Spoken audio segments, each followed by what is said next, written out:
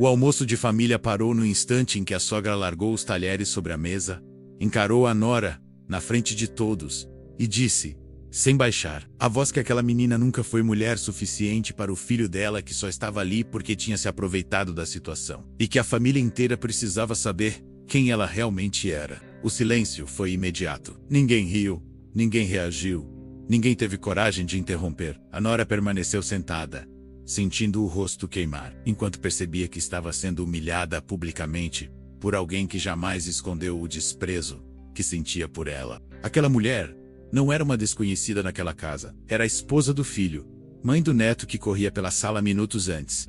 E mesmo assim, era tratada como uma intrusa. A sogra continuava falando, lembrando erros antigos, distorcendo histórias, insinuando traição, enquanto parentes trocavam olhares desconfortáveis e fingiam não ouvir. O marido, sentado ao lado, permanecia em silêncio, dividido entre a mãe que atacava e a esposa que sofria, sem perceber que aquela omissão também era uma forma de traição. Ali, naquela mesa simples, estavam todos os papéis bem definidos. A nora era quem sofria em silêncio, engolindo a dor para não causar um escândalo ainda maior. A sogra era quem humilhava, usando a família como plateia para ferir onde mais doía. E o restante assistia calado, acreditando que aquilo era apenas mais uma discussão familiar, sem imaginar que aquela cena estava prestes a desencadear algo que mudaria completamente a relação entre todos eles. E o que ninguém naquela sala percebia ainda era que aquela humilhação, feita para diminuir, estava prestes a revelar verdades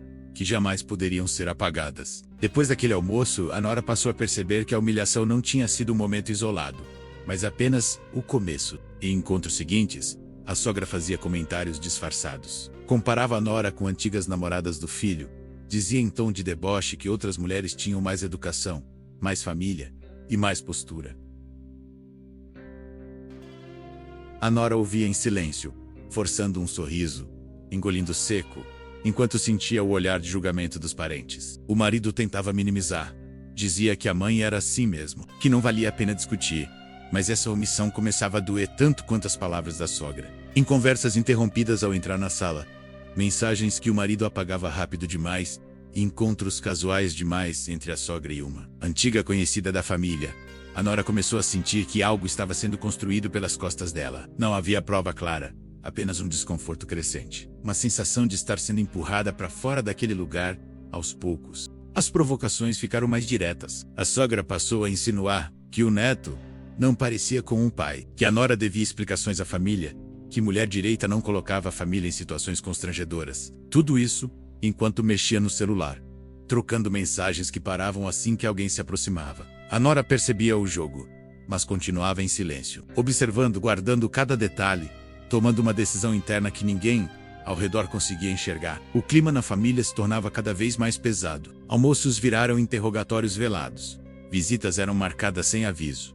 E a sogra fazia questão de controlar tudo, desde o que era servido à mesa, até a forma como a nora falava. Cada encontro parecia pior que o anterior, e o público sentia claramente que aquela história ainda não tinha atingido o fundo do poço. A virada aconteceu em outro encontro familiar, quando a sogra decidiu expor de vez o que vinha construindo em silêncio. Na frente de todos, afirmou que a nora estava afastando o filho da família, insinuou traição e disse que já tinha provas de que aquela mulher não era quem fingia ser.